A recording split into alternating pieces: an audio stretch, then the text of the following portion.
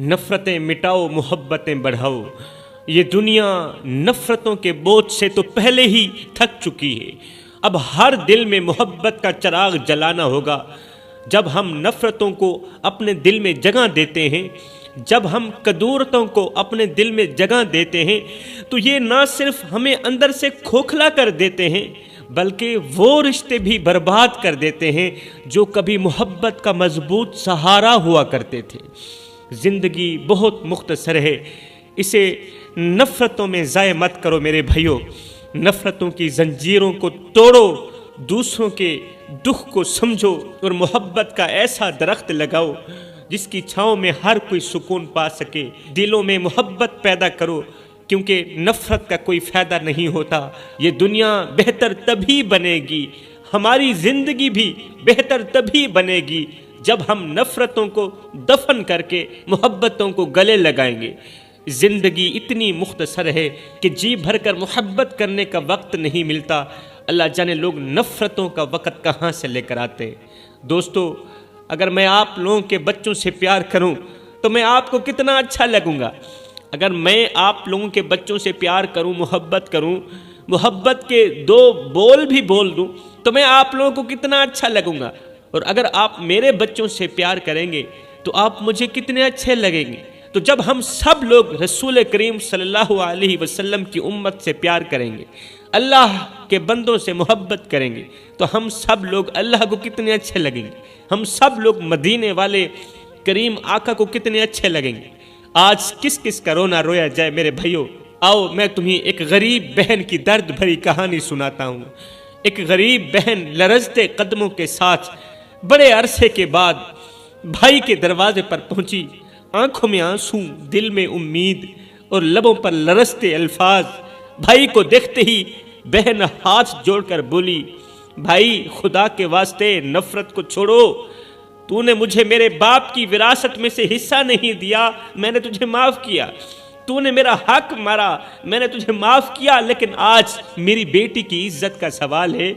मेरी बेटी को तेरे हौसले की अशद ज़रूरत है, तेरे सहारे की अशद ज़रूरत है, इसलिए कि बारात मेरे दरवाजे पर बैठी है, बाराती मेरे दरवाजे पर बैठे हैं। अगर आज मेरा शोहर जिंदा होता तो मेरी बेटी के सर पर शफकत भरा हाथ रखता। भाई, तेरे सर पे मेरे बाप की इज्जत वाली पगड़ी रखी गई थी, उस पगड़ी की लाज रख, सिर्फ चंद लम्हे के लिए ही सही। आजा आजा, मेरी बेटी को यतीम होने का एहसास न होने दे। हाय, क्या हुआ? भाई का दिल तो पत्थर हो चुका था, भाई का दिल पत्थर बन चुका था। हाय, बाप से किए गए वो वादे भूल गया कि अब्बा तेरे जाने के बाद मैं तेरी बेटियों को हमेशा के लिए खुश रखूंगा, इन्हीं तन तनहा अकेला नहीं छोड़ूंगा। हाय, भाई नफरत की आग में जलते हुए गुरूर से बोला, दफे हो जा यहाँ से, तू मेरे लिए मर गई, मैं तेरे लिए मर गया। तेरे जैसे लोगों का मेरे घर में कोई मकाम नहीं, कोई इज्जत नहीं, यहाँ से दफे हो जा, मैं तेरी शक्ल भी देखना गवारा नहीं करता। बहन का दिल जैसे हजारों टुकड़ों में बिखर गया। बहन वहां से उठी, क्योंकि भाई नफरत की आग में जला हुआ था। बहन को एक तरकीब सूझी। बहन वहां से उठी, दौड़ते हुए अपने घर पहुंची, जल्दी से संदूक को खोला, वहां से एक दुपट्टा उठाया, फिर दौड़ती हुई वापस नफरत करने वाले बड़े भाई के घर पहुंची। कदमों में बैठकर, जमीन पर झुककर अपने आंसुओं से भीगे दुपट्टे को भाई के कदमों पर रख दिया। दुपट्टे को भाई के कदमों पर रख दिया। ये वो दुपट्टा था जो उसके बाप ने अपनी इज्जत के तौर पर उसके सर पर रखा था। शादी के पहले दिन जो बाप ने बेटी के सर पर दुपट्टा रखा था, ये वही दुपट्टा था। बहन लरजती हुई आवाज में बोली, ले चल, ये इज्जत भी तेरे कदमों में रख दी, ये दुपट्टा भी तेरे कदमों में रख दिया, अपनी पेशानी भी तेरे कदमों में रख दी, अपना सर भी तेरे कदमों में रख दिया, अपने हाथ भी तेरे कदमों में रख दी, अपनी आबरू, अपना ये इज्जत वाला दुपट्टा भी तेरे कदमों पर रख दिया। शायद ये तुझे नरम कर दे, तेरे पत्थर दिल को नरम कर दे। लेकिन अफसोस, सद अफसोस, वो भाई आज भाई नहीं बल्कि बहन की खुशियों का कातिल बन चुका था। बहन की आंखों में आंसुओं का तूफान था। वो हाथ जोड़कर भाई के कदमों पे गिरी जा रही थी। भाई, खुदा का वास्ता है, खुदा का वास्ता मुझे मत ठुकरा, मैं तेरी बहन हूं, میں تیری بیٹی جیسی ہوں۔ ہائے پھر کیا ہوا؟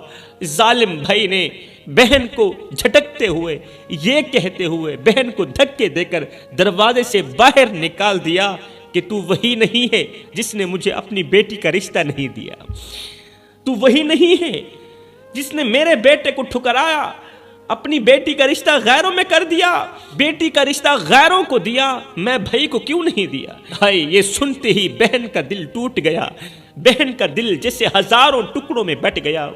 بہن کی سسکیاں آسمان تک جا پہنچی۔ وہ دوپٹہ جو اس کے باپ نے اس کی عزت کے لیے دیا تھا، آبرو کے لیے دیا تھا، عزت چھپانے کے لیے دیا تھا، آج مٹی میں لت پت ہو رہا تھا، اور بہن لرزتے قدموں کے ساتھ اپنی آنکھوں کے سامنے اپنی عزت کا جنازہ دیکھتی ہوئی ایک بار پھر سے باپ کی قبر پر گئی۔ اپنی عزت کا جنازہ دیکھتی ہوئی بہن ایک بار پھر سے باپ کی قبر پر گئی، آنکھوں میں بے بسی کے سمندر اور دل میں ٹوٹے خوابوں کے ٹکڑے لیے باپ کی قبر کے سرانے بیٹھ کر اپنے آنسوں سے مٹی کو تر کرتے ہوئے کانپتی آواز میں بولی، ابا یہ دیکھ تیری بیٹی تیرے قدموں میں آ گری ہے، ابا دیکھ تیری بیٹی تیرے قدموں میں آ گری ہے، وہ دوپٹہ جو تو نے میری عزت کے لیے دیا تھا آج مٹی میں لت پت ہو چکا ہے۔ ابا تو نے تو کہا تھا کہ بیٹیاں ہمیشہ باپ کی عزت ہوتی ہیں، لیکن آج دیکھ تیرے بیٹے نے تیری تربیت کا جنازہ نکال دیا ہے۔ وہ بھائی جسے تو نے میری حفاظت کے لیے چھوڑا تھا آج اس نے مجھے دھکے دے کر دروازے سے باہر نکال دیا۔ یہ دنیا کتنی ظالم ہے ابا، یہ دنیا کتنی ظالم ہو گئی ہے۔ یہاں بہنیں صرف اس وقت تک بہنیں رہتی ہیں جب تک وہ باپ کی وراثت میں سے حق نہیں مانگتی۔ ابا آج میں ٹوٹی ہوئی بکھری ہوئی تیرے قدموں میں آ بیٹھی ہوں۔ بہن نے اپنے لرزتے ہاتھ قبر کی مٹی پر رکھتے ہوئے کہا، ابا اگر آج تو زندہ ہوتا تو میری بیٹی کے سر پر شفقت بھرا ہاتھ رکھتا، آج اگر میرا شوہر زندہ ہوتا تو میری بیٹی کے سر پر شفقت بھرا ہاتھ رکھتا، لیکن آج تیری تربیت کو تیرے ہی بیٹے نے دفن کر دیا، تیری اولاد نے تیری تربیت کو مٹی میں دفن کر دیا۔ میں تھک چکی ہوں ابا، اس دنیا کی نفرت سہتے سہتے میں تھک چکی ہوں، میرا جگرا پھٹ چکا ہے، کیا اب بھی مجھے تیرے پاس آنے کی اجازت نہیں ہے؟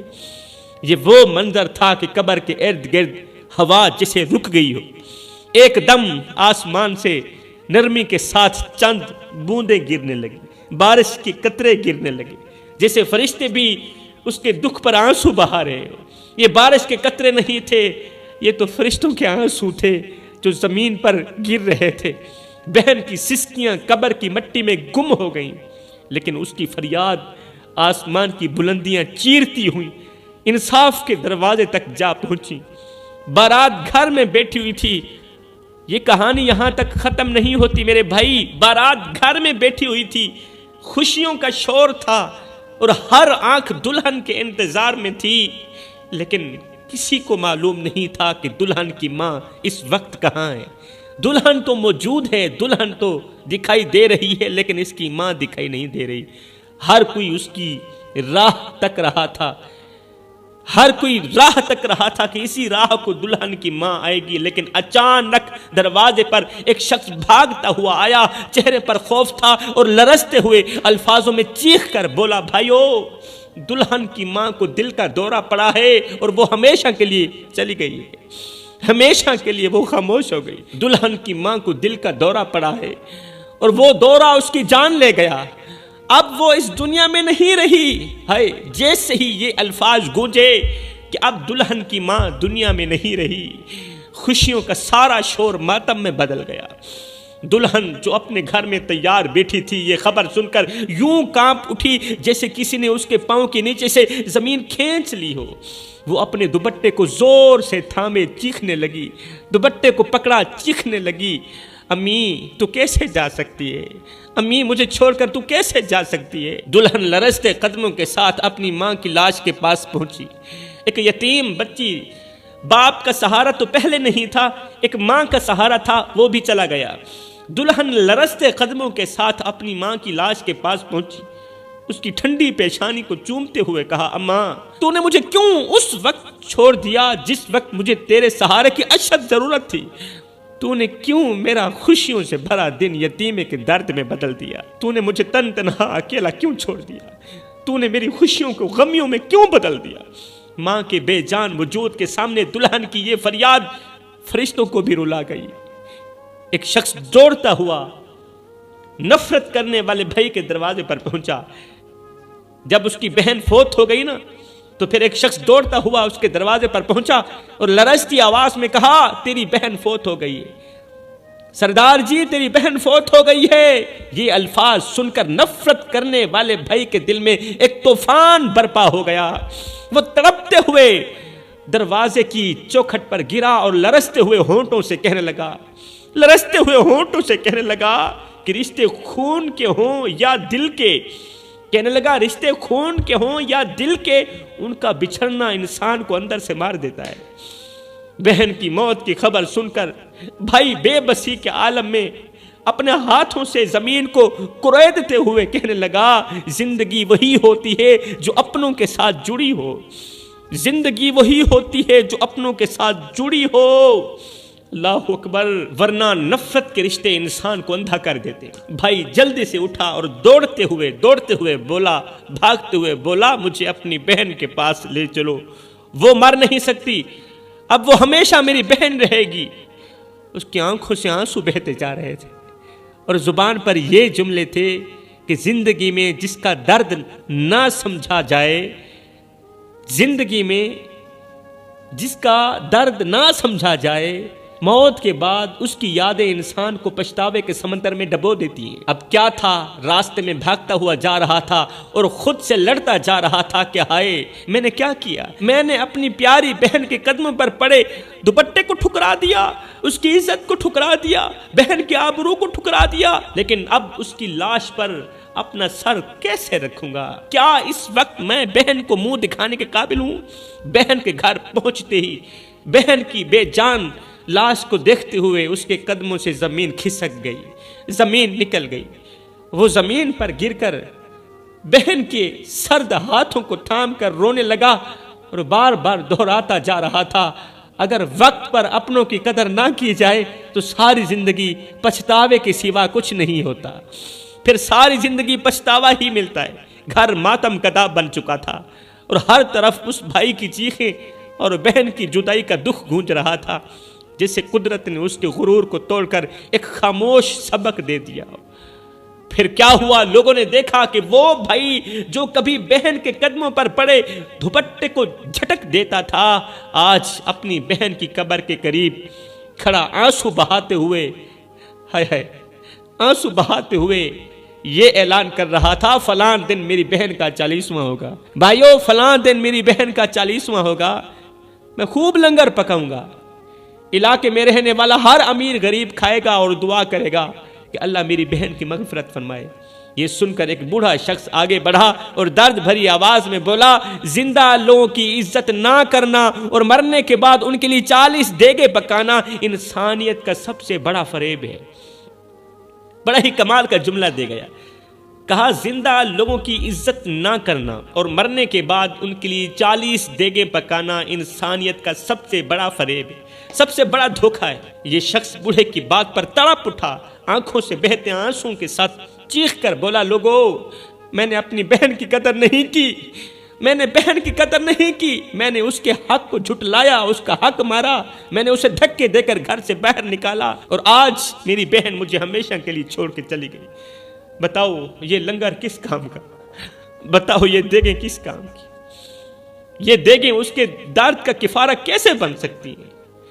وہ زمین پر بیٹھ گیا اور اپنی بہن کی قبر کو دیکھتے ہوئے رو کر کہنے لگا، زندگی کا سب سے بڑا سچ یہ ہے کہ جو مر جاتے ہیں پھر انہیں ہمارے پچھتاوے کی ضرورت بالکل نہیں ہوتی، پھر ہمیں ضرورت ہوتی ہے، ان کو بالکل بھی ضرورت نہیں ہوتی۔ جو مر جاتے انہیں ہمارے پچھتاوے کی بالکل ضرورت نہیں ہوتی۔ زندہ لوگوں کی عزت کرو، زندہ لوگوں کی قدر کرو، ورنہ مرنے کے بعد صرف ماتم اور بے بسی رہ جاتی ہے، مرنے کے بعد صرف یادیں رہ جاتی ہیں۔ میرے بھائیوں، زندہ لوگوں کی قدر کرو ورنہ میری طرح پچھتاؤ گے۔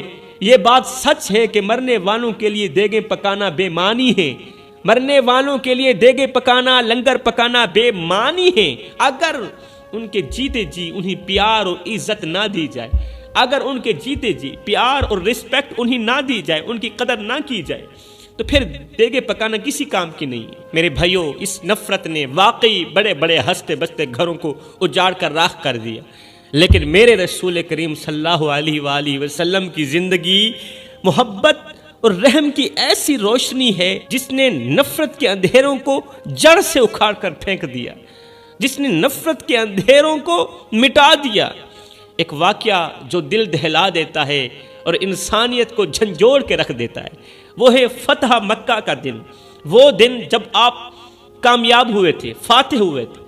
مکہ کے ظالم سردار جنہوں نے آپ کو ظلم و ستم کا نشانہ بنایا، آپ کے صحابہ کو اذیتیں دیں اور آپ کو مکہ مکرمہ چھوڑنے پر مجبور کیا، وہ ظالم لوگ آج آپ کے رحم و کرم کے محتاج کھڑے تھے۔